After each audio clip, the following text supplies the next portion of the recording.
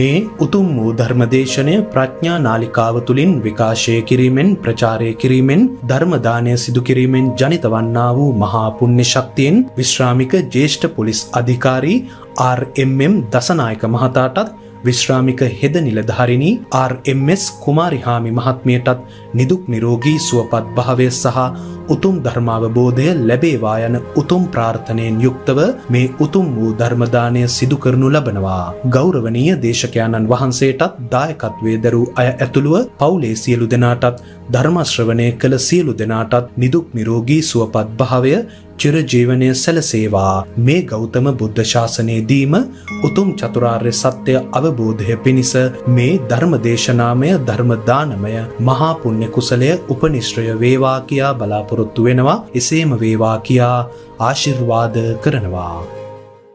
නමෝ තස්ස භගවතෝ අරහතෝ සම්මා සම්බුද්දස්ස නමෝ තස්ස භගවතෝ අරහතෝ සම්මා සම්බුද්දස්ස නමෝ තස්ස භගවතෝ අරහතෝ සම්මා සම්බුද්දස්ස යෝචේ වස්ස සතං ජීවේ අපස්සං උදයව්‍යයං ඒකාහං ජීවිතං සෙය්‍යෝ පස්සතෝ උදයව්‍යයං තී. ධර්මානුශාසනාවෙහි සදහැවර අනුග්‍රහක දායකත්වය දරන්නා වූ පවුලේ අය ප්‍රමුඛ මේ මොහොත ප්‍රඥානාලිකාවට සවන් දෙන්නා වූ නර්මන්නා වූ ලක්වාසී ලෝවාසී සදහැවර පින්නතුනේ, අනුග්‍රහක බවතුන් අපට සරල මාතෘකාවක් ඒත් ගැඹුරු මාතෘකාවක් ලබා දී තිබෙනවා. උදේවැය මෙනෙහි කරන්නේ කෙසේදයි පහදා දෙනු මැනවි.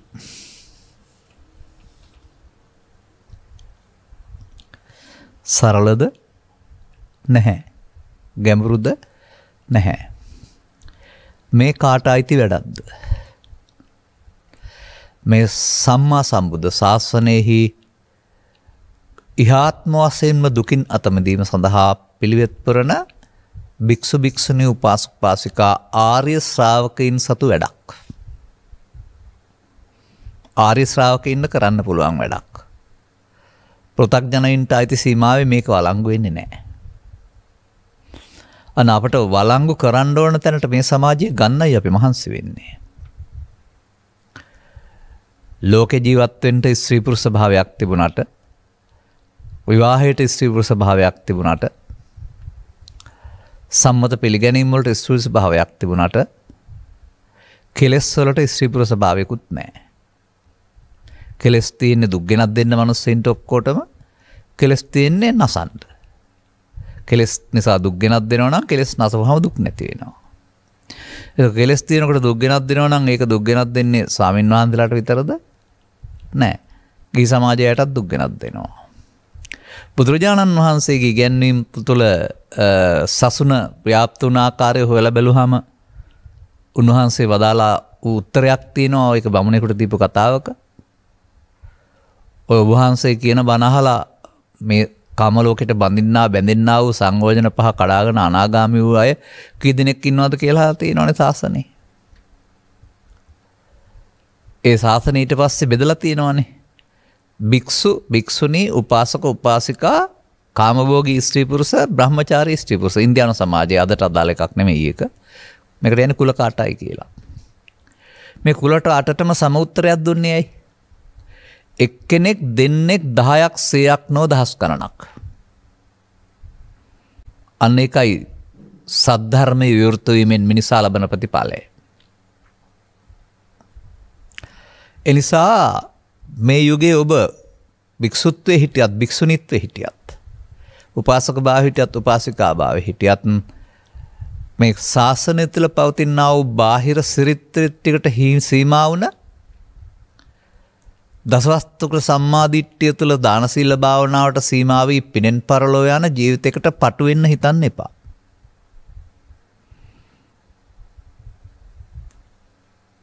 ඔබට මේ උරුමදේ ඔබ අදාළ තේරුම් අරන් අනුගමනය කරන ප්‍රතිඵල ලැබුවොත් එහෙම ප්‍රතිඵල ලැබුණොත් එහෙම ඔය බමුණු මතවලට එහෙම නැත්නම් හඬමිටි අදහස් වලට කරන්න දෙයක් නැහැ.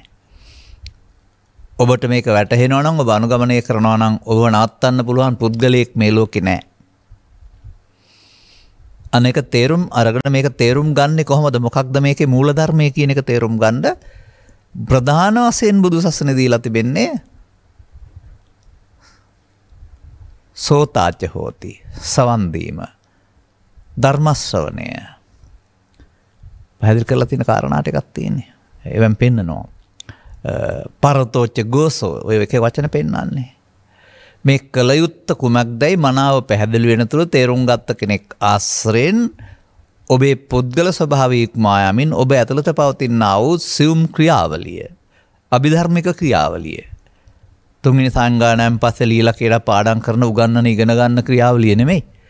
මංගල ධර්ම දේශනාවේ සහ දෙවෙනි ධර්ම දේශනාවේ අඩංගු අභිධර්මික ක්‍රියාවලිය. මංගල ධර්ම දේශනාව තුළ චතුස්සත්‍ය අත්හලිතු දෙක අන්ත අතහැරලා ආර්ය අෂ්ටාංගික මාර්ගය දේශනා කරනවානේ. දෙවෙනි ධර්ම දේශනාවේ පංචස්කන්ධයේ ආත්මය තුළ මිනිසා දුක් වෙන බැවින් අනාත්මය බලන්න කියලා දේශනා කරනවානේ. අන්න ඒ අභිධර්මික ක්‍රියාවලිය.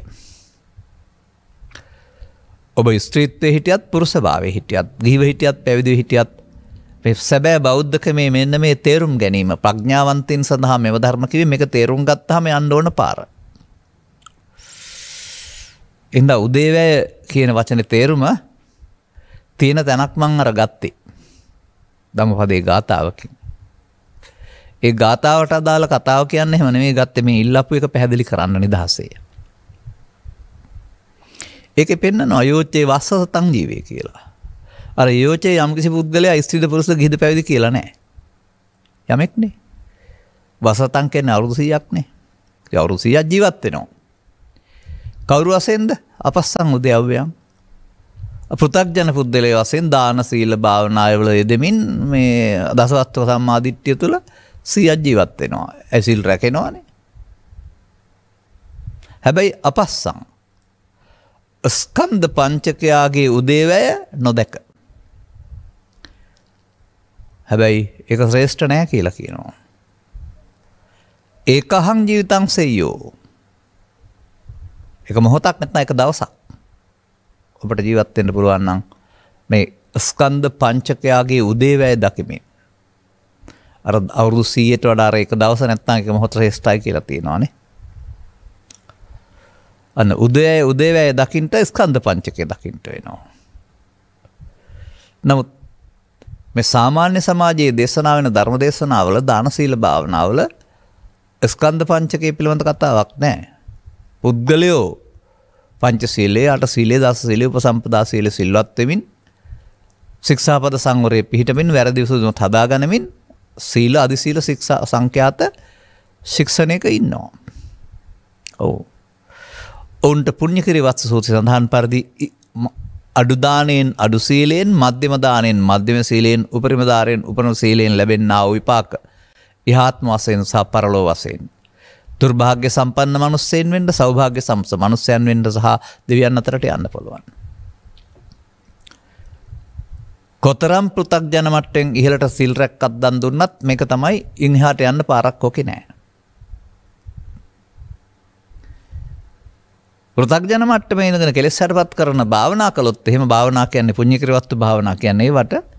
එතකොට ලෞකික ධානය ඉපදුනොත් එවෙන් ධාන බඹලෝ යන්න පුළුවන්. හැබැයි මගඵල නැතුව.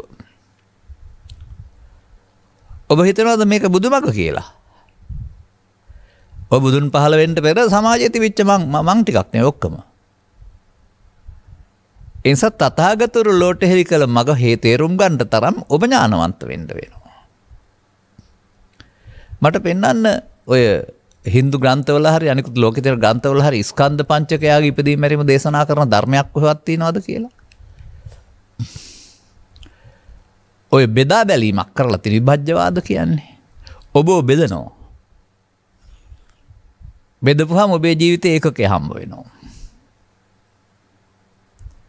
ඒ ඒකකේ පදනම් කොටගෙන තථාගතයන් වහන්සේ මේ සසර ගමන විවරණය කරනවා.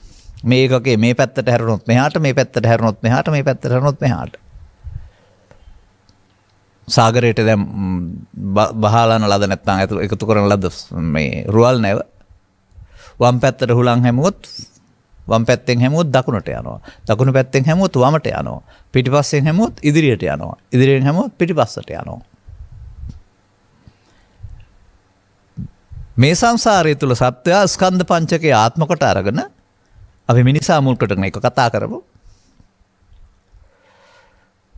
අර හැරුණ පැත්තට යනවා වගේ මේ පංචස්කන්ධේ පංච උපාදානස්කන්ධය බවට පත් කරගෙන ඒකේ පාපේ ලගමින්, පාපේ උපාදානයේ ලගමින්, පිනේ උපාදානයේ ලගමින්, ධානයේ උපාදානයේ ලගමින් සංසාර සාගරේ පාවෙනවා. අර වෝට් උරු වගේ.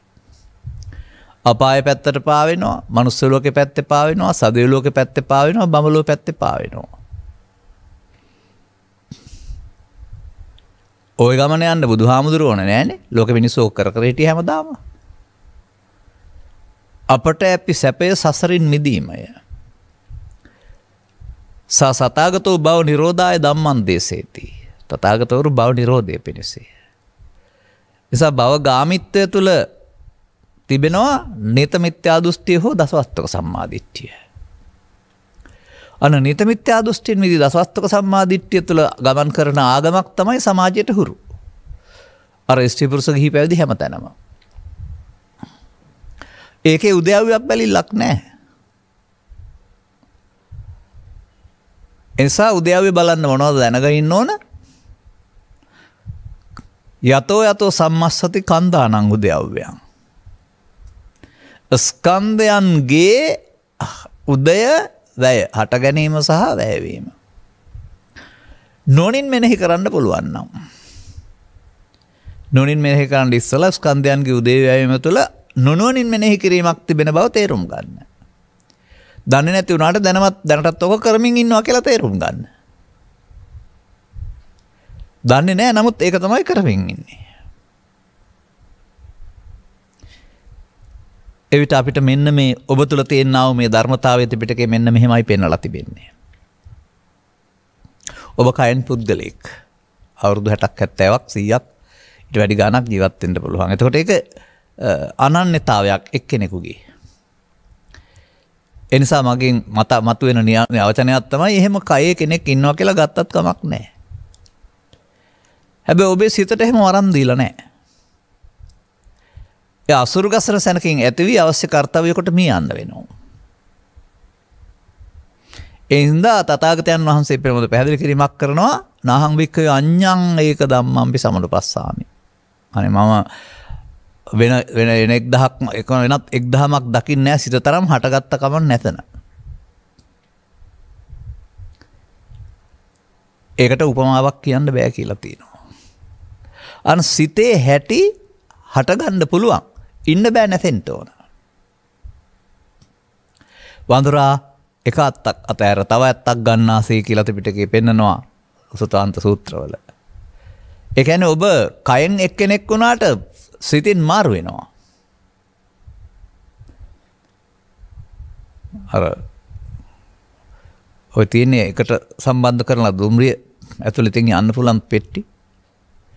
එතකොට ඒකේ පෙට්ටි වෙන් කළොත් පෙට්ටියටම වෙලා ඉන්න වෙනවා. වෙන් කරපො නැත්නම් මේ පෙට්ටි තුලින් මාරු වෙන්න පුළුවන් එකින් එකට. අනවගේ ඔබේ ජීවිතයේ ඔබ ඇසෙන් කනට කනෙන් නාසයට නාසෙන් දිවට දිවෙන් කයට කයෙන් සිතට මම කියන පිළිවෙලට නොව අවදිවි පටන් නිින්ද දක්වා පස්දොරේ මාරු වෙන බව සහ නිින්දේදී මනෝද්වාරයේ තියෙන පස්දොරේ මේ මාරුව සිදු වෙන බව. සිතින් සිතට යන්නෙක් නැති වුණාට යාමක් තියෙන බව. තේරුම් ගන්න. අන්නේ ස්ත්‍රී පුරුෂ ගිහි පැවිදි ભેදයෙන්තරව ඔබ තුල සිදුවෙනා වූ මේ සියුම් ධර්මතාවය තථාගත සමයෙහි ස්කන්ධ පංචකයාගේ ඉපදීම මැරීම වරද්දා ගැනීමක් විදිහට පෙන්නනවා. ස්කන්ධ පංචකයා ඉපදී ගැනීම වරද්දා ගැනීම අපායට යන්නත් හේතු වෙනවා, දිව්‍ය ලෝකේ යන්නත් හේතු වෙනවා, බඹලෝ යන්නත් හේතු වෙනවා, නැවත මනුස්ස ලෝකේ යන්නත් හේතු වෙනවා. කවුද පිළිගන්නේ මේ සසර ගමන වරද්දා ගැනීමක් සාදු වෙන බව කියලා. ඉතින් බුදුරජාණන් වහන්සේ අවිද්‍යාව පත්‍ය සංඛාර කියලා දේශනා කළේ තේරුම් ගත්තේ නැතුව කියලා හිතනවාද? සත්‍යයට ජාති ජරා මරණ දෙන්නේ අවිද්‍යාව නිසා අවිද්‍යාව තුල කියලා පෙන්නනවා. අවිද්‍යාව තුල මොනවද රැස් කරන්නේ? කුසල අකුසල කර්මයන්. අවිද්‍යාව තුළ සත්‍යය ඔය ස්කන්ධ පංචකේ පාවිච්චි කරනවා කියලා තියෙනවා අපුණ්‍යාභි සංකාර රැස් කරන්න. පුණ්‍යාභි සංකාර රැස් කරන්න. ආනිජ්ජාභි සංකාර රැස් කරන්න. අවිසංකාර පදයට දීලා තියෙන අර්ථයක් ඔතනින් ඉවර නැහැ අනාගත ඵලයක් උපදින්න හේතු තියෙනවා. ක්ෂණිකව ඉපදී නැසෙන්නා වූ පංචස්කන්ධය කොහොමද අනාගත ඵලයක් උපදින්න හේතු ඉතුරු කරලා අවසන් වෙන්නේ? අන්න එකට ප්‍රමාදය කියනවා. හටගෙන නැසුනට නැසෙන්න ඉස්සර වෙලා සතරක් හදලා ඉවරයි. එහෙම නැත්නම් හටගෙන නැසෙද්දී පවත්තන්න තව කාරණයකට අනාගතයක් සකස් කරලා ඉවරයි. එනිසා මේ ඔබ ඉල්ලපු ඉල්ලීමට අනුව අනිවාර්යෙන්ම මේ උදයව්වේ බලන්ඩ ස්කන්ධ පංචකය ඔබ ළඟ සිදුවෙන ආකාරය පිළිබඳව ඔබට දැසට නොපෙරුණාට මේක තමයි වෙන්නේ කියන අවබෝධයක් තියෙන්න වෙනවා. එවිට ස්කන්ධ කියන්නේ සමූහයන්ට නමක්. එවිට ස්කන්ධ කියන්නේ සත්තට්ඨාන කුසල සූත්‍රයේ සඳහන් පරිදි නම් ඔබ අප හැම දෙනා තුළම ලෝකයේ සමග සම්බන්ධතා පැවැත්වීමේදී මොනවද ලෝකෙත් එක්කලා සම්බන්ධතා පවත්වන්නේ සදොරින්. ඒ ඇහි ඒ කනේ ඒ නාසයේ ඒ දිවේ ඒ කයේ ඒ සිතේ පහළ වෙන දෙයක්. ඒවයි නම් පහළ වෙන්නේ මොනවා මුල් කොටගෙනද? එකත් බලන්න වෙනවා. අන්න එහෙම ඇස තුළ පහළ වෙන සිතක සිදුවෙන ක්‍රියාවලිය ශනිකව හටගෙන නැසෙන දෙයක් වශයෙන්. ඒකෙම නම් තවදුරටත් චක්කුද්වාරික මහන්තාරාම අති මහන්තාරාමන කියලා විචිත්ත වීති වශයෙන්. නැත්නම් කනට මාරුණ ස්වාතද්වාරික ගානද්වාරිකෙම මාරු වෙන්නත් පුළුවන්.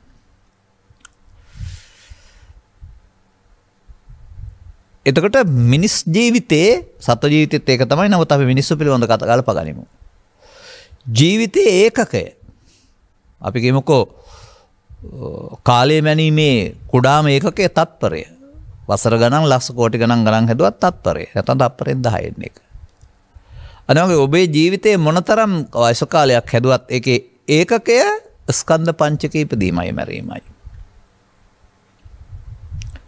ඒ ඒකකය තුල විග්‍රහ කළා වූ බුදු සමය ඒකකය තුල දුකටපත් වෙන හැටි පෙන්වනවා විතරක් නෙමෙයි ඒකකය තුල දුකින් මිදෙන හැටිත් පෙන්වනවා.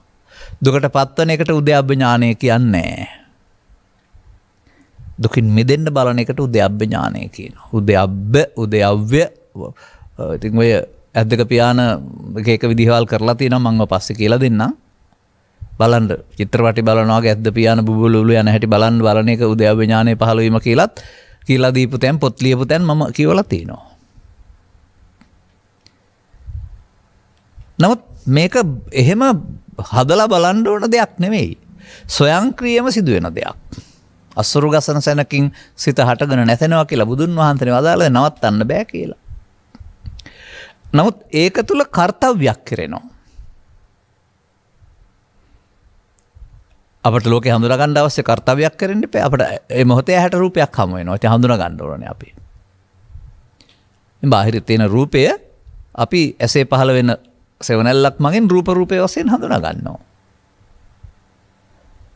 හඳුනා ගැනීමටදී අපට අදාළ ආකාරයට ඉදිරි පුද්ගලයා පිළිබඳ අපි එකතු කරගත් අගයට අනුව අපි ඒ විඳිනවා. හතුරා වශයෙන් මිතුරා වශයෙන් හෝ උපේක්ෂාව.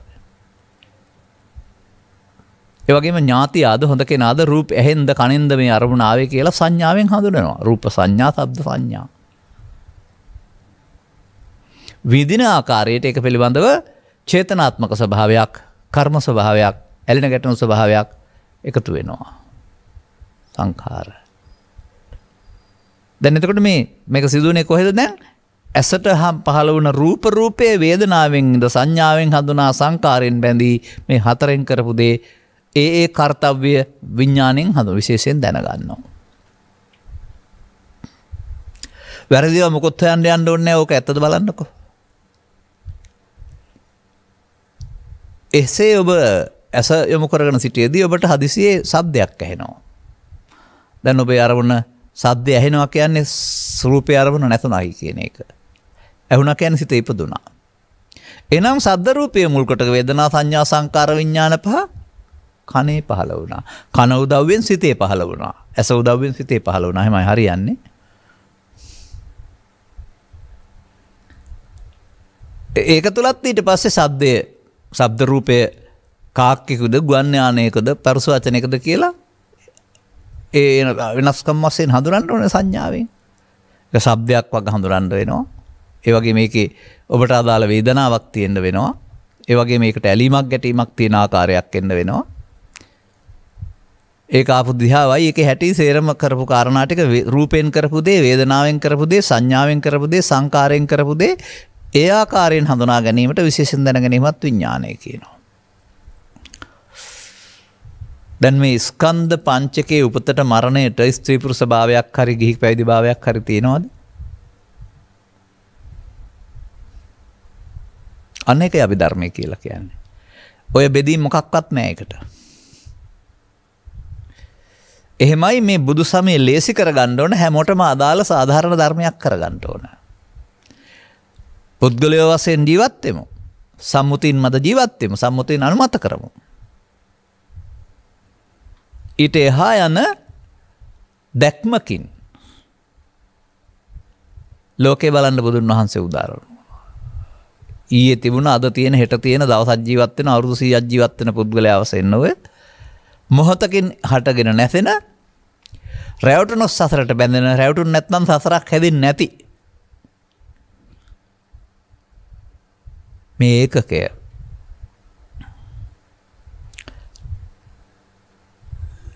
ලෝකයාව සසර පැත්තට සතරේ 3-4 පැත්තකට කාම රූප අරූප භවත්‍ර පැත්තට ඇවිද්දවන්න පාරවල් හදන්න සමත් වෙලා තිබෙනවා. ඒ පංචස්කන්ධය නිසාද? නෑ. අபிසංකරණය නිසා. නැත්නම් නැසෙන විට අනාගත ඵල උපදින්න හේතු තබා නැසීම නිසා. පංචස්කන්ධේ කවදාවත් අනාගත ඵල උපදින්න හේතු තබා නැසෙන්නේ නැහැ. අනාගත ඵල උපදින්න හේතු තබා නැසෙන එකට කියන්නේ පංච උපාදානස්කන්ධය. අන්න එහෙම සම්පූර්ණයෙන්ම මේ ක්‍රියාවලිය ඔබේ ඇස තුළ, කන තුළ, නාසය තුළ, දිව තුළ, කය තුළ, සිත තුළ එන අරමුණක් තුළ සිදුවෙනා වූ සියුම් ධර්මතාවයක්. අභිධර්මය. සැබෑ අභිධර්මය. ඒක තුළ සසරට බැඳෙන හැටි තේරෙනවා නම් ඒ සසරට බැඳෙන එකේ උදයව් වෙනෙමේ තිබෙන්නේ.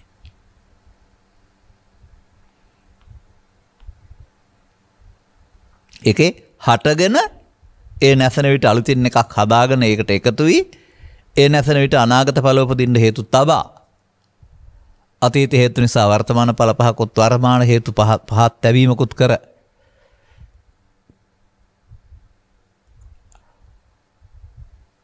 බුදුන් වෙත නොයවා සතර වෙත යනවා මග හදා ගන්නවා.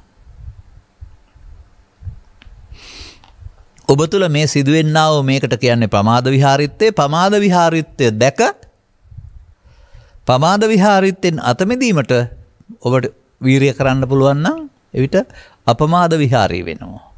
අන්න එතන ඒ අපමාද විහාරීත්වය සඳහා ඔබ මේ ආදාකාර උදේවැය බලන්න වෙනවා. හදලා බලනවා නෙවෙයි, හිත හිතා බලනවා නෙවෙයි, බලමු මොකක්ද කියලා. සැකයක් නැතිව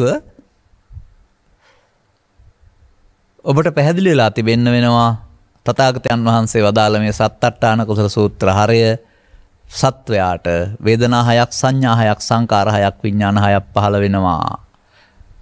හයක් නම් පහළ වෙන්නේ දොරවල් හයෙන් නිසා, පංචස්කන්ධ පහළ වෙන්නේ ඇසෙන්, කනෙන්, නාසයෙන්, දිවෙන්, කයෙන් කියන එක පොත්වල කොන තරම් වෙනස් දේවල් ලියලා තිබුණත් ඔබ ළඟ ඇත්ත නම් ඔබ පිළිගන්න වෙනවා.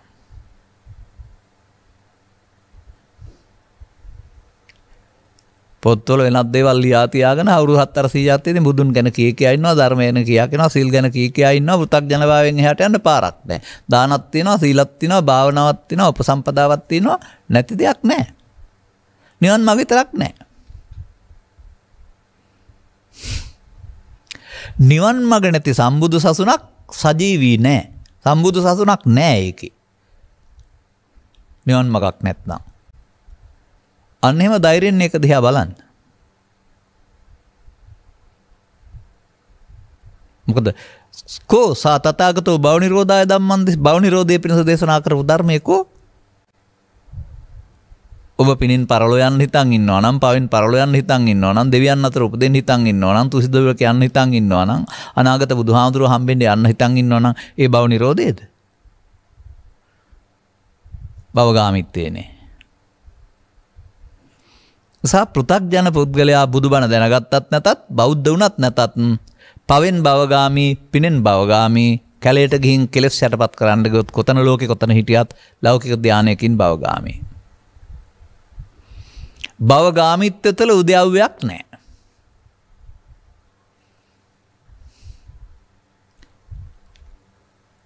එනිසා මේ ස්කන්ධ පහ හටගෙන නැසෙන එක වෙනුවට හටගෙන බැඳීමෙන් අනාගත ඵල උපදින්න හේතු තබා නැසෙන එක ඔබ ත්‍රිපිටකයේ උගන්වා තිබෙනා වූ සූත්‍ර දේශනා ආශ්‍රයෙන් පෙළ දහම වශයෙන් ඉගෙන ගන්න. දැනටත් කරමින් ඉන්න එක ඒක. ඒ වැඩේ සිදුවෙන වැරැද්දක් නිසා සසර හැදෙන බව තේරෙනවා නම් සසර කඩන්ඩ මේ වර්තමාන හේතු වර්තමාන ඵල තබීම නැමැති මේකට එකතු වෙලා හරියන්නේ නැහැ. හේතුප්‍රත්‍යයන්ගෙන් හට ගැනීම, අල්ලා ගැනීමෙන් සසරට බැඳීම. හේතුප්‍රත්‍යයන්ගෙන් හට ගැනීම අල්ලා ගන්න නැත්නම් හේතු ඉතුරු නොතුයි අවසන් වීම. දැන් පංච උපාදානස්කන්ධේ නැසෙනවා. ඒක අනාගත ඵල උපදින්න හේතු ඉතුරු වෙලා නැසෙන්නේ. ඒකට අනිත්‍ය කියන්නේ නැහැ. පංච උපාදානස්කන්ධය අනාගත ඵල උපදින්න හේතු ඉතුරු වෙන්නේ නැසෙනවා නම් ඒක අනිත්‍ය නිසා නෙවෙයි, නිත්‍ය සෝකාත්ම නිසා. මේ සම්මර්ෂණය කරනවා කියන එකේ තේරුම අනාගත ඵලයක් උපදින්න හේතු ඉතුරු නොකර ස්කන්ධ පංච උපාදානස්කන්ධය අනාගත ඵලයකට හේතු නොතබා නැසෙන්න අරින එකටත් උදය වැය. උදේ ස්වභාවයෙන් හට ගන්නවා. අල්ලාගත්තොත් සසරට බැඳී අවසන් වෙනවා. අල්ලාගත්තේ නැත්නම් සසරට නොබැඳී අවසන් එකට උදේ වැය කියනවා. බලන්න දෙයක් නැහැ, ස්වභාවික සිදුවෙන දෙයක්. අස්වාභාවිකත්වයෙන් මිදෙන්න තිබෙන්නේ. දැන් මේ ස්කන්ධ පිළිබඳ බඳු ආબોධයක් නැති අය ඔය බුදු ගුණයක් හරි තවත් මොකක් හරි එකක් මෙනෙහි කරමින් ඉඳලා සිත සංසුන් කරගන්නවා. දැන් බාහිර රූප ශබ්ද ගන්ධ රස අරමුණු වෙන්නේ නැහැ. දැන් සිතට හදලා බලන්න පුළුවන් මොනවා හරි. ඇස් දෙක පියාගත්තාම පේනවා බුබුලු වගේ බිඳි යන හැටි. ඒ ශරීරයේ බිඳී හැටි පේනවා කියලා ඒගොල්ලෝ උපකල්පනය කරනවා. දැන් එයාට උද්‍යව්‍ය ඥානය පහළ බුබුලු වශයෙන් බිඳිනවා පේනවලු. ඒක උද්‍යව්‍ය ඥානයලු. බුබුලු වශයෙන් බැලුවත්, හීනෙන් හීන බැලුවත්, හීනෙන් බුදුහාඳුරෝ දැක්කත්, හීනෙන් අපාය දැක්කත්, සිතට ආපු සිතුවිල්ලට රැවටිලා ඇරුණා වෙන මොකුත් දැකලා නැහැ. එහෙනම් ඔය සිතේ හදාගෙන බලන එකක් නෙවෙයි ඔය පෙන්වන්නේ. මේවා ගලපන්න ඕනේ පහන සංඥාවට. මේ උද්‍යව්‍ය හරියන්න ඕන අපහාන සංඥාවේ නෙමෙයි පහන සංඥාවේ. අපහාන සංඥාවේ උපන් කාම විතර්කේ, ව්‍යාපාද විතර්කේ, විහිංසා විතර්කේ පවත්නවා.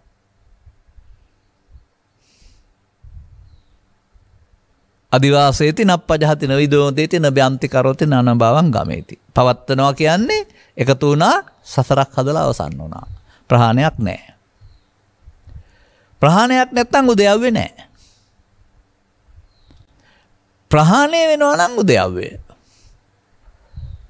කොහොමද පහන සංඥා දේශනා කරලා තියෙන්නේ? උපන් කාම විතර්කයේදී උපන් ව්‍යාපාද විතර්කයේදී උපා විසින්සා විතර්කයේදී එය පිළිගන්නේ නැත්නම් ප්‍රහාණය වෙනවා කියලා නේද? අන්නේ ප්‍රහාණය නෙවෙයිද උද්‍යව්‍ය කියන්නේ. ඇහැට කනට නාසයට ගැටෙනකොට හට ගන්නවා. මේ පැත්තෙන් අර පැත්තෙන් චිත්තාභ්‍යන්තරෙ තියෙන කෙනවා.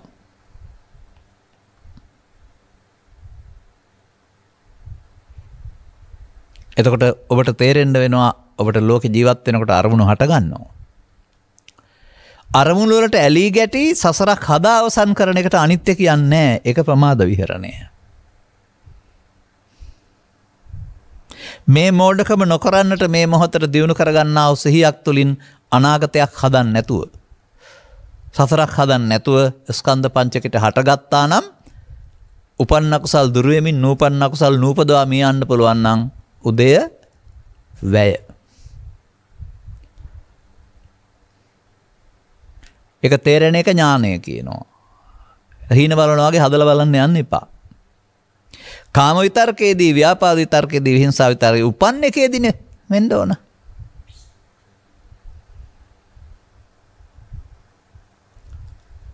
මේ පිළිබඳව අපි ප්‍රසිද්ධ පෙළ සූත්‍ර දේශනා 100 ගණනක පවතිනා වූ මේ පෙළ මේ අරමුණක් තුළ සිදුවෙන ආකාරය කොතරම් කියලා තිබුණත් ආයෙත් කියන්න වෙනවා. එකකින් කිව්වම ඒක ඇස තුළ, කන තුළ, නාසය තුළ, දිව තුළ, කය තුළ, සිත තුළ, පව තුළ, පින තුළ, ධානය තුළ ඕන එකක් තුළ සිදුවෙන්නා වූ පමාදවාදී පෙළ දහම බව තේරුම් ගන්න. ඒක තමයි උද්‍යව්‍ය නොවන සසර හදන හැටි.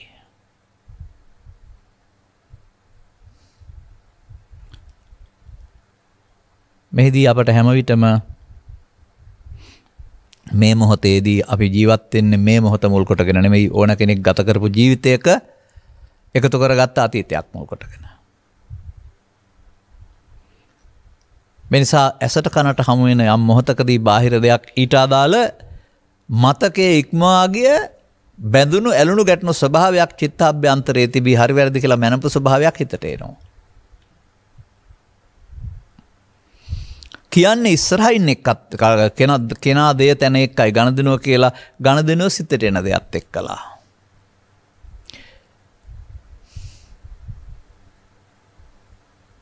දැන් ඔන්න උපාදානය සිදු වෙන හැටි නැත්නම් උදයව්වේ නැතුව හේතු ඉතුරු කරන මැරෙන හැටි. ඇහි ඉපදුනත් කනේ ඉපදුනත් නාසයේ ඉපදුනත් ඒකට අදාළ වින්දනයක් ඔබට තියෙනවා. එය විඳින්නේ බාහිර ලෝකේ තියෙන දේ නෙමෙයි ආපු දේ හතුරා මිතුරා කොට පස්සපච්චා වේදනා. විඳින්න යාමේදී ඊට අනුව එකතු කරත් තිබෙන අගයට අනුව තමයි ඊට අනුව ඒකට රූප තණ්හා, ශබ්ද තණ්හා, ගන්ධ තණ්හා, වේදනා පච්චා තණ්හා, එහි කනේ නාසයේ තණ්හා එකතු වෙන්නේ. තණ්හා එකතු වීමෙන් එක මමත්වයට ගත්තාම ඊට පස්සේ මොකද වෙන්නේ? උපාදාන කියන අන්න අර අවසන් කරන්න බැරි අනාගත ඵල උපදින්න හදන පාර හැදෙනවා. අරමුණ තුල. උපාදාන වුණොත් ඒක අනාගත ඵලයක් සඳහා කර්ම බීජයක් රැස් කරමින් ස්කන්ධ පහ උපාදානස්කන්ධයක් වශයෙන් මිය යනවා. නමුත් සසර හදන්න හේතුවක් ඉතුරු කරලා. දැන් මේක ප්‍රමාදය. පව තුල හරි පින තුල හරි ධානය තුල හරි ඇස තුල හරි කන තුල හරි නාසය තුල හරි දිව තුල හරි කය තුල හරි ඕන එකක් තුල පස්සපච්චා වේදනා වේදනා පච්චා තණ්හා තණ්හා පච්චා උපාදාන උපාදාන පච්චා භව උද්‍යව්‍ය නෙමෙයි ප්‍රමාදයයි සසර හදන හැටි. ඒක තුල වර්තමානයේ විඳීමක් තියෙනවා. අනාගත ඵල උපදින්න හේතු සැඟවීමක් තිබෙනවා. මේ යංකෝ භික්කවේ අනුසේති. මේ මිනිසා සසර ගමන යන හැටි පිළිබඳ වර්තමානයේ සසරට මුලා වෙන හැටි පිළිබඳ බුදුරජාණන් වහන්සේ වදාළ සර්ව සාධාරණ සූත්‍රයයි. ඕනෑ කෙනෙකුට ඕනෑ දෙයකට ඕනෑ ඉන්ද්‍රියකට හරි. ඇස තුලත් කන තුලත් නාසය තුලත් දිව තුලත් කය තුලත් පව තුලත් පින තුලත් ධානය තුලත් මේකට එකතු වන්නේ නම් මේක සිද්ධ වෙනවා. දැන් ඉතින් මේ ජීවිතයට කියනවා අපස්සං උදයව්‍යයන්. උදයව්‍ය දකින්නේ නැහැ. මේකට එනකොට කරන්නේ මම කියලා අර මම කොට මගේ කොට අරගෙන ඉස්සරහට තියෙනවා. මඤ්ඤමානෝකෝ බික්කෝ බද්දාමාරස්ස කියන එකේ උදයව්‍යයක් නැහැ. මේ බුදුන් වහන්සේ 15 පෙර මිනිසුන් කරමින් හිටිය ප්‍රමාද මාර්ගයේ මෝඩ මාර්ගයේ සූත්‍රයක් මගින් තථාගතයන් වහන්සේ පැහැදිලි කරපු හැටි. සූත්‍ර දේශනාවල තිබෙනා වූ මේ පෙළදහම ඔබේ ඇස තුල කන තුල නාසය තුල අරමුණු තුල ශණයෙන් සිදුවි. සතරට මුලාවි බැඳී සතරකුත් හදා මේ යන බව තේරුම් ගන්න ඕන.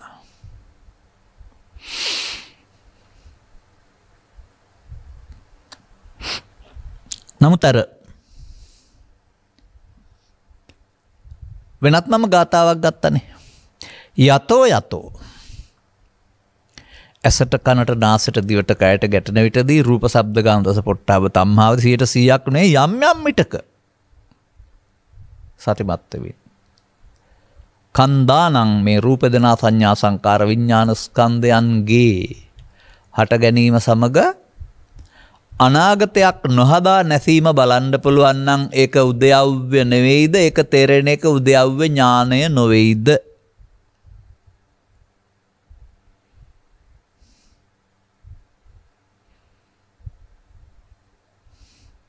එහෙම බලනකොට අනාගතයක් හැදෙන්නේ නැති නිසා අර උපන් ක්ලේශයන් දුර වෙනකොට යනවා වෙන පාරක.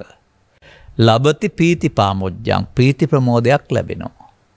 ඒ ප්‍රමෝදයේ සිතේ හදාගන්න එකක් නෙමෙයි ස්වභාවික දෙයක්. අර ස්කන්ධයන්ගේ උද්‍යව්‍ය හරියට සම්මර්ෂණය කිරීමේදී කෙලෙස් නැතකොට හම්බ වෙන්නා වූ සංසුන් ස්වභාවයට නිවනයයි කියනු ලැබේ. ලබති පීති පාමොජ්ජං ඒ දාමතන්තං විජානතං. මගෙන් අහන්න පුළුවන් ඔය තරම් ලේසි දෝක කියලා.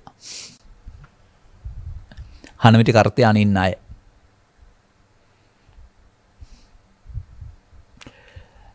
තේරුම් ගත්තාම පීඩන්න අමාරු නෑනේ. සාගරය දැකලා නැති කට්ටිය තමයි පීඩන්න අමාරු. ඒ වගේ උද්‍යව්‍ය වරද්දාගෙන ස්කන්ධ වරද්දාන පංචස්කන්ධයන් වරද්දාගෙන සීලය වරද්දාගෙන ඉන්නකොට අමාරුයි තමයි. මේ සියලු භවබන්ධන නිදහස් කරලා යන්න නිදහස් මාවතක් දේශනා කළ බව බුදුවරයෙක් කාටවත් යටත් නැති මාවතාවක් දේශනා කළ බව පිළිගන්නේ නැද්ද? ඔබ සම්ප්‍රදායවල හදාන ඒකතොර හිර වෙන්න හදනවා.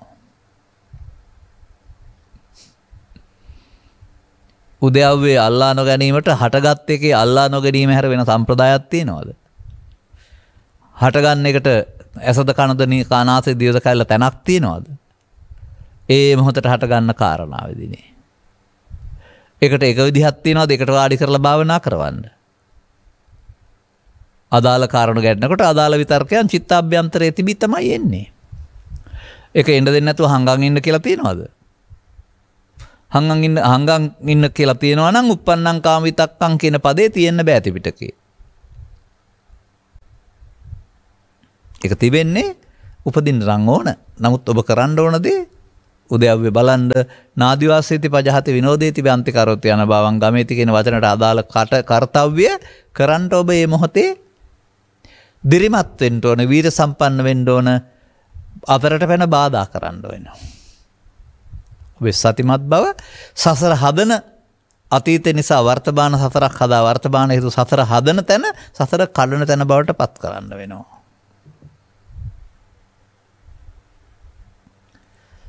අන්න දැන් උද්‍යව්‍ය බලන්න ඕන මොනවෙන්ද? අවදිව සිටින්නේ නම් ඇසෙන් කනෙන් නාසයෙන් දිවෙන් කයෙන් උපදනා වූ ස්කන්ධ පංච උපාදානස්කන්ධයේ උද්‍යව්‍ය බලන්න ඕන. එනිසා ඒක අනිච්චං දුක්ඛං අනාත්තා අනියස දුක්ඛ අනාත්ත කියා හිත හිතා විතක්ක ਵਿਚාර කර කර හදා බලන්න ඕන එකක් නෙවෙයි.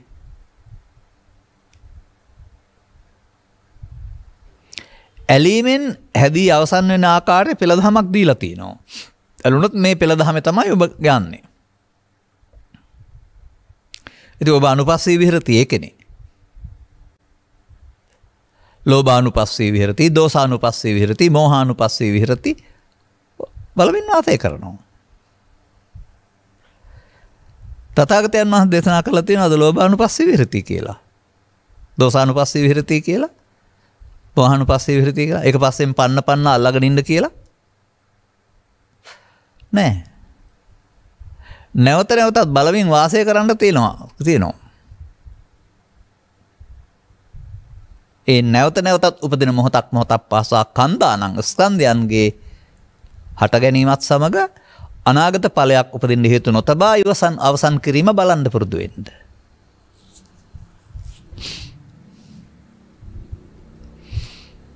ඒකයි මම කියන්නේ වැස් පියානින්න ඕනෙත් නැහැ. අවශ්‍ය නම් පියානින්න නැත්තම් මොන දීලා ඉන්න. එවිට බාහිර පවතින සාධක නිසා ඔබට යම් අරමුණක් එනවා නම් ඒ අරමුණේදී ඔබේ චිත්තාභ්‍යන්තරයේ පවතිනා වූ විතර්කත් එතෙන්ට එනවා කාම ව්‍යාපාද විතර්ක වශයෙන්. හංගන්න බෑ.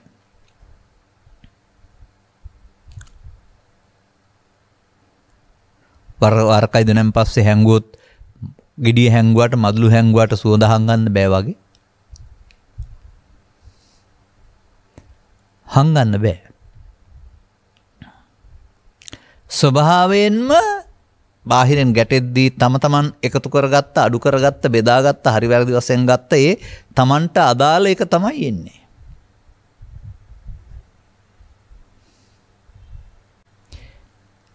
ඒක තවත් පදයකින් පෙන්වනවා මෙහෙම.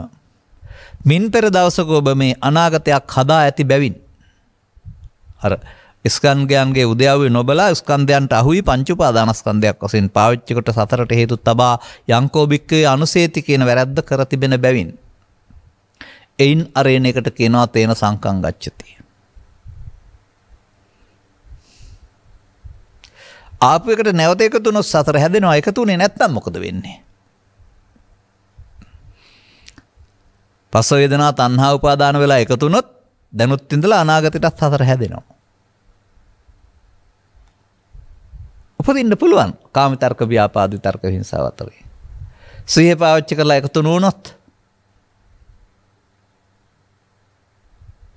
කොහොමද මේ යන්නේ? තණ්හා උපාදාන බව විද්‍යා සංකාර වෙලා මියනවාද? පස්ස වේදනා තණ්හා උපාදාන පස්සෙන්ම වේදනා නැතුව කැඩිලා අසරණ වෙලා මිය යනවාද?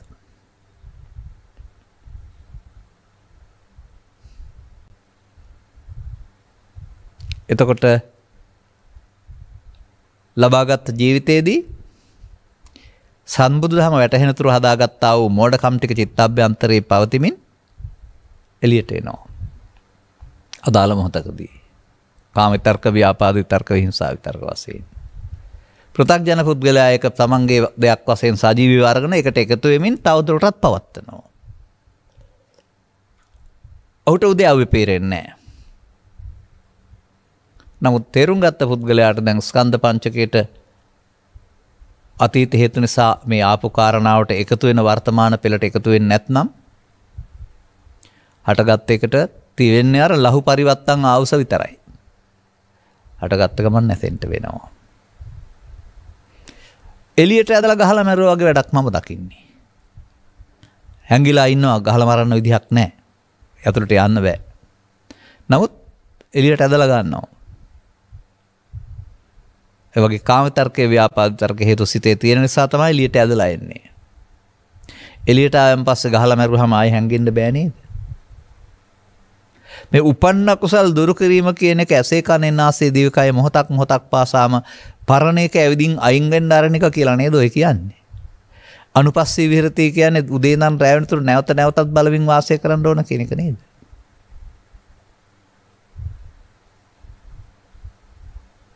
එතකොට උදේ වැය හදලා බලන්න ඕන නෑ. ඇසට ගැටෙනකොට හට ගන්නවා උදේ.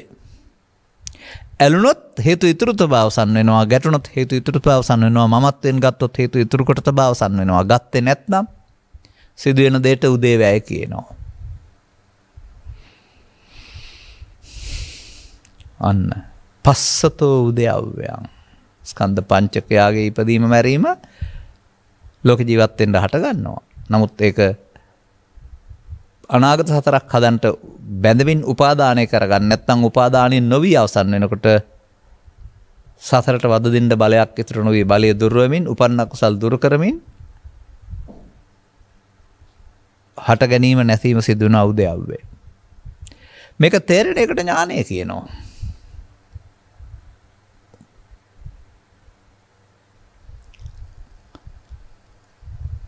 කවුරු බැලුවත් අල්ලා නොගැනීමෙන් නැතෙවුල නේද?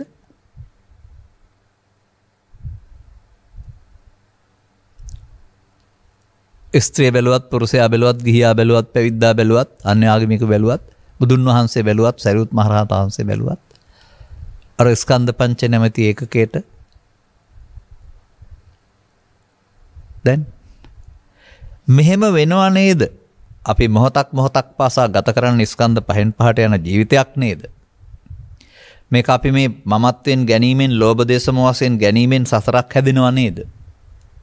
භව ගමන හදන්නේ අපි විසින් කරන මේ මුලාවින් උපාදානෙන් නේද?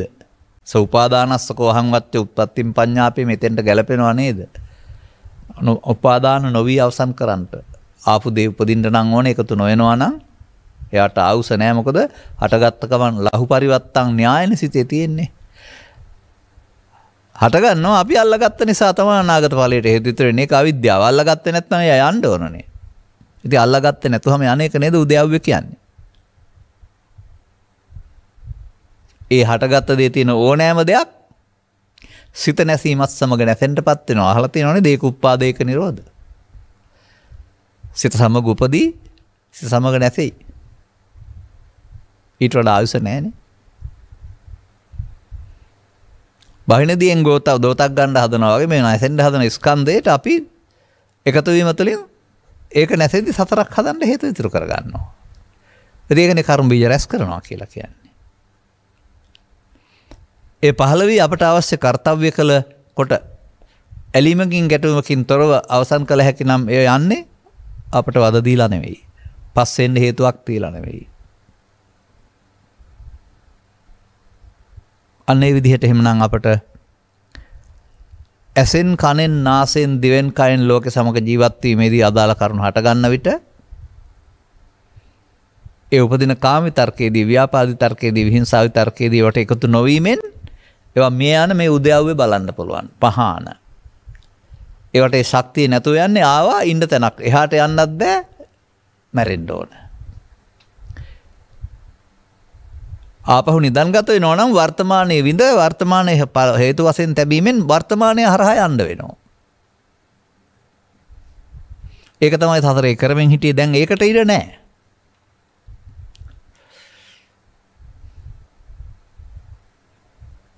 කොමක්ද දැනගන්න ඕනේ මේකට? ප්‍රසාදයන්ට ගැටි යමක් උපදිනකොට මතකයට යන සියල්ල පැරණි දේවල් වල මතකයක් වෙනා සිද්ධි නෙවෙයි. සිතුවිලි වශයෙන් මතක් වීමක් කරනවා දෙයක් තැනක් කෙනෙක් වශයෙන් ගන්න දේවල් නෑ. ඒවා සියල්ල මල අතීතේ. යද් අතීතම් පහිනන්තා. ඒක දන්නේ නැතුව තමයි ඒක දෙයක් කොට කෙනක් කොට හතරෙක් කොට එකතු වෙන්නේ. මලාතීතේ මලාතෙන් පිළිගත්තාම මලදුරා සොහොනට දාන්න වෙනවා. මලදුරා සොහොනට දැමීමෙන් කිසා ගෞතමයට බුදුන් වෙත යන්න පුළුවන් වෙනවා. ඔබටත් මේ ගෙනත් දෙන්නේ ඔබ ධර්මයේ තේරුම් ගන්න පෙර හදාගත්ත මේ මලදරුවෙක් හිතට ඇවිදින් කියා තේරෙනවා නම් තණ්හා උපාදාන අවිද්‍යා සංකාර ඔස්සේ මලදරුවා කරතවාගෙන යන පුරුද්ද කරන්නේ නැතුව පස්ස නිරෝධයෙන් වේදනා නිරෝධය, වේදනා නිරෝධයෙන් තණ්හා නිරෝධය, තණ්හා නිරෝධයෙන් උපාදාන නිරෝධය, උපාදාන නිරෝධයෙන් භව නිරෝධය අරමුණක් තුල ඔබට බලන්න පුළුවන් නම් දරුවා සොහොනේ දමා ගියානේ. කරත බාගෙන හිටියේ නෑනේ.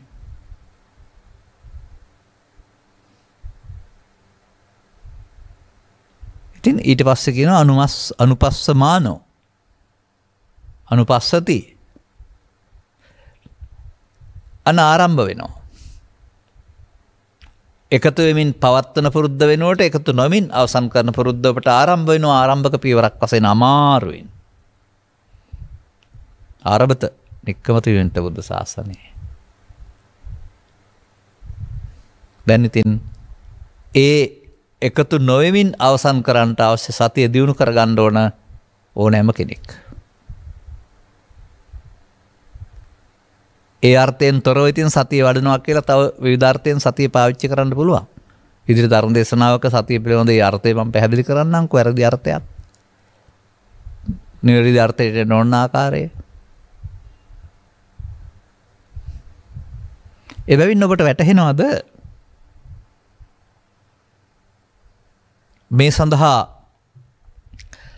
ප්‍රයෝජන ගත යුතු අවස්ථාව හැම විටම ඊයේ හෝ හෙට නොව මරණ මතු ජීවිතයක් නොව හැමදාම හැම මොහොතේම උදා වෙන වර්තමානයේ බව.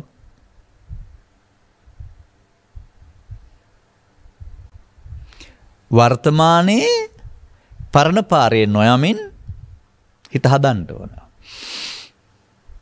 එකතු නොවීමට අතහැරීම කියනවා. පරණ එකට රැවටෙන්නේ නැතුවම එයා මල අතීතයක්. ආගෙන් අපි වෙන් වෙනවා මෙතෙන්දී. දැන් එතකොට තේරෙනවද උපාදානයේ වී අවසන් වීම උදයව්‍ය නොවේ.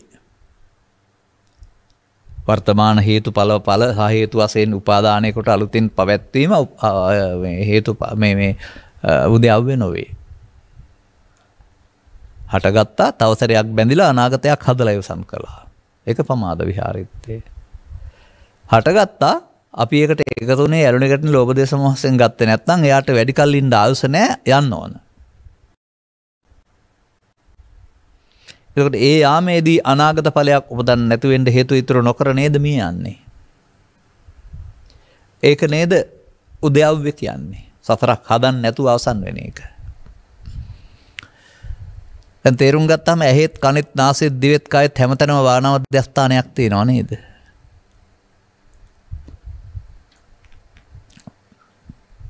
මේවට ගැටෙන විට ඔබේ හිත තුළ පවතිනා වූ ගබඩා කරගත්ත දේවල් එළියට එනවා නේද? කාම විතර්ක, ව්‍යාපාද විතර්ක, විහිංසා විතර්ක වශයෙන්. ඒ පරණ මිනිමරුවා, ඒ පරණ මෝඩයා, ඒ පරණ ක්ලේශ ධර්මයට එකතු නොවන එක නේද ඔබට නාදිවාසීති කියලා උගන්වන්නේ ප්‍රහාණ කියන එකෙන්. එහෙම නේද උදයව්‍ය කියන්නේ. බලන්න ඉතින් පොත්පත් කියවලා පහුගිය කාලේ දේශන තිබුණා එහෙමද කියලා දෙන්නේ කියලා. නෑ. දවල්ට පේන්නෙත් බාහිර දේවදව්වෙන් සිතට පෙනෙන දේ, සීනෙන් පේන්නෙත් සිතට පෙනෙන දේ. බාහිර ද්‍රව්‍ය සංසිඳවා ගත්තාම බාහිර ద్వාරයේ සිතට එන දේවල් පේන්න ගන්නවා. ඉතින් බුදු පිළිමයක් පෙවුනත්, මේ අකුණු සරක් පෙනුනත්, හිරු පෙනුනත්, හඳ පෙනුනත්, බුබුලු පෙනුනත් හිතේ හදලා සිතුවිලි බැලුවා ඇරුණා වෙන බලපු දෙයක් නැහැ. හදලා බලන එක නේ එන එකට එකතු නොවීමෙන් අවසන් වෙන එක උදයව්‍යයි, උදයව්‍ය ඥානයයි. ඒකයි මම කිව්වේ ධර්මයේ තේරුම් ගත්ත පුද්ගලයාට පිළිහිටන දෙයක් මේක. ඒ සිත් පිරිසුදු වීම ආරම්භයයි, උපන්න කුසල් දුරු වීමේ ආරම්භයයි. උපන්න කුසල් දුරු වෙන අතර නූපන්න කුසල් නූපෙනවා මේ සිද්ධියේදී.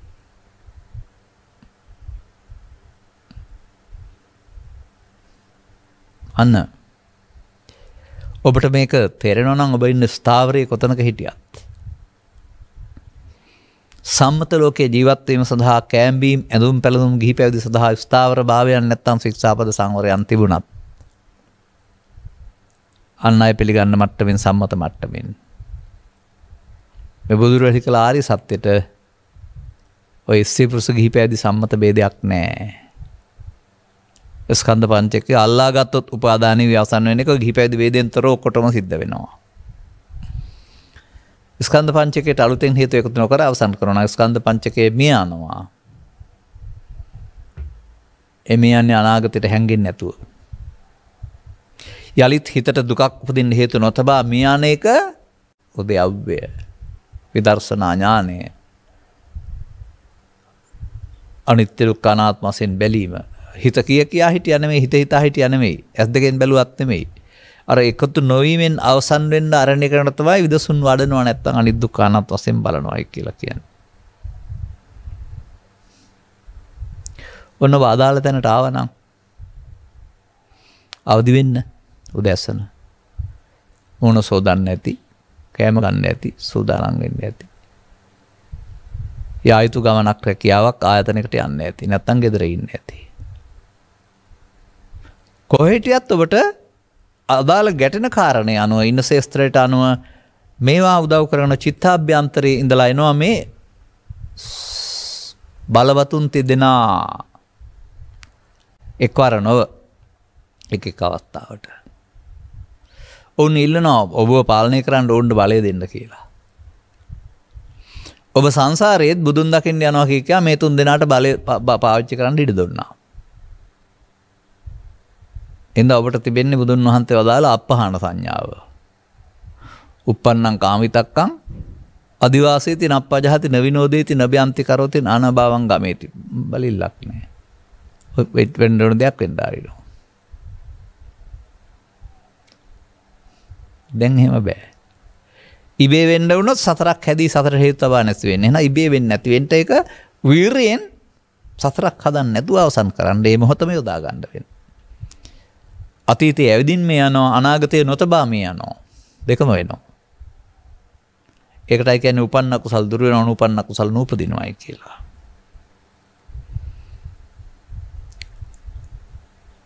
එහෙනම් අමුතුවෙන් හදලා බලන්න තියනවද? අද්දක පියාන මොනවා හරි රූපයක් හදාන නැහැ. අර සිව්විරියව්වේදී ඔබේ වර්තමාන මොහොතට මොන විතර්කයේ දෙන්නේ? ඒක අර පස්ස වේදනා තණ්හා උපාදානයට එකතු නොවීමට කියනවා නාදි වාසේති කියලා. එයාට මේ රාජධානිය තුර තවදුරටත් පාලනය කරන රජකම් කරන්න ඇඟිලි ගහන්න බලය අහිමි කරනවා අපි.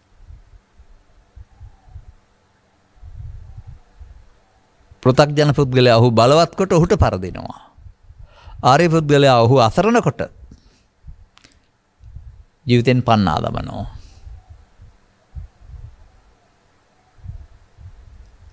අන්න මේ පමණයි කරන්න තියෙන්නේ කියන එක. මේ කටයුත්ත කරනවා නම් අනිකුත් සියලුම ධර්ම න්‍යායවල පෙන්න කාරණාවක තුළ සිදු වෙනවා කියන එක කී දෙනෙක් තේරුම් ගනීවිද? මේ කටයුත්ත ඔබ කරනවා නම් ඔබ තිලකුණු වඩනවා. මේ කටයුත්ත ඔබ කරනවා නම් ඔබ පටිච්චසමුප්පාදේ නිරෝධය දකිනවා.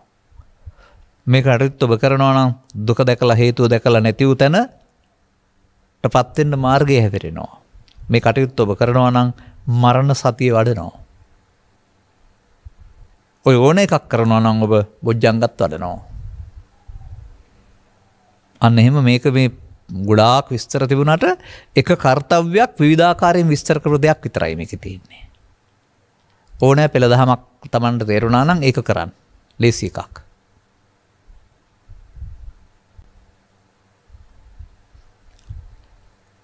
අර යහපත්යයි සම්මත 아무තු වැඩ කටයුතු මොකක්වත් මේවා පාලනයක් නැහැ. බන්ධනයක් නැහැ. තහංචි නැහැ. මේ වැඩේ රහසිගත වැඩක්, අධ්‍යාත්මික වැඩක්.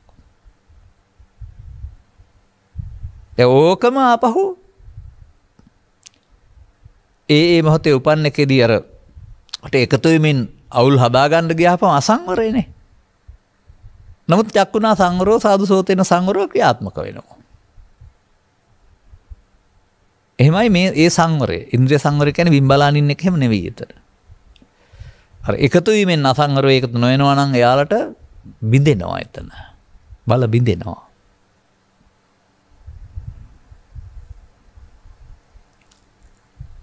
අදාළ කරුණු ධර්මශ්‍රවණයෙන් තේරුම් අරගෙන ක්‍රමෙන් වටහන ළඟට එන්න. සමීප තැනකට දක්මක් ගන්න. ඔය තියෙන සමීප දර්ශන ගන්නවා කියලා කැමරාවලින් ඈත ගත්තට පැහැදිලියි ලංකර ගත්තාම පෙන්වයි කියලා.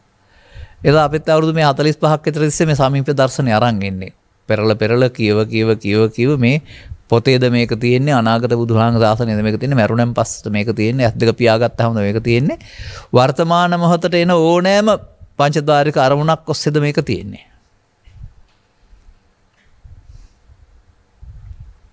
ගැට මේ සූත්‍ර දේශනා එකට කියවලා ගත්තම ගොඩක් විස්තර තියෙන වැරදි පාරේ ගියව හදා ගන්න. අන්තිමට නිවැරදි පාර එකයි තියෙන්නේ. පටිසෝතගාමිත්තේ. දැන් ඉතින් ඔබට මේක මේ අර අල්ලා නොගැනීමෙන් නැතැවුල කියන එක තමයි මේ උදයව්වේ. උදය හටගත්තා ඉතුරු නැතුව නැතෙනවා. ඒකට කෙලෙස් නැතෙනවා. එහෙම වෙනව නේද කියන එක තේරෙන එක ඥානය. එතකොට තවත් තැනක් විවෘත වෙනවා. ඒක තමයි ලබති පීති පාමොජ්ජං අමතන්තං විඥානතං කියලා කියන්නේ. සෝවාන් ආදී මාර්ගඵල වලින් ප්‍රත්‍යක්ෂ කටයුතු නිර්වාණයට පැමිණෙන්න දොර ඇරෙනවා. අදාළ කරුණ තේරුම් අරගෙන අනුගමනය කරන්නට අවශ්‍ය අවබෝධය ලබා ගන්නට මෙම කරුණු පැහැදිලි කිරීම උපනිශ්‍රේවා හේතු ආසනාව වේවායි කියමින් අපි ධර්මානුශාසනාව මෙසේ අවසන් කරනවා.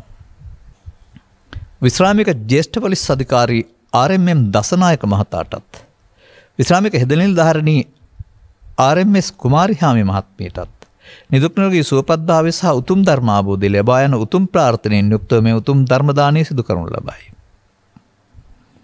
ඉතාමත් හොඳයි. ගෞරවනීය දේශකයන් වහන්සේටත් දායකත්වයේ දරූ අය ඇතුළු පවුලේ සියලු දෙනාටත් ධර්ම ශ්‍රවණය කළ සියලු දෙනාටත් නිදුක් නිරෝගී සුවපත්භාවයේ චිර ජීවනයේ ලැබේවා. මේ ගෞතම බුදු ශාසනයේදී උතුම් චතුස්සත්‍ය අවබෝධය පිණිස ධර්ම දේශනාමය ධර්ම දානමය මහා පුණ්‍ය කුසලයේ හේතු වේවා. ඔබට උදයව තේරෙනවා නම් උදයව සිදු වෙනවා නම් ඒ දුක දැකලා හේතුව දැකලා නැති වූ තැන සහ මාර්ගය තමයි හැතරෙන්නේ. වෙන අවබෝධ වෙන්න දෙයක් ආයේ නැහැ. මොහොතක් පාසාම ඒ දුක දකින්නවා හේතුව දකින්නවා නැති වූ තැන දැකලා මාර්ගය යනවා. එහෙමයි ඒක අවබෝධ වෙන්නේ. සෝවාන් සිට රහත් දක්වා යනකොට සත්‍ය ඥානය, කෘත්‍ය ඥානය, කෘත ඥානයෙන් කටයුත්ත කෙලවර වෙනවා. සෙනම් ඔබ යහපත් අරමුණකින් ධර්ම දානය දීලා තියෙනවා. ධර්ම දානයක් පමණයි. ඔබත් ඒ ධර්ම දානයේ කොටස්කරුවෙක් වෙලා ඔබටත් ඒ අනුගමනීය ප්‍රතිපදාව ලැබිලා ඉහාත්ම වශයෙන්ම මේ සංසුන් සැනසීම හිමි වේවායි අපි ප්‍රාර්ථනා කරනවා. සබ්බීතියෝ වජ්ජන්තු සබ්බ රෝගෝ විනස්සතු මාතේ බවත් අන්තරායෝ සුඛී දීඝායුකෝ බව හැම දිනාටම තෙරුවන් සරණයි. මෝහක්ඛයෝ නිබ්බානං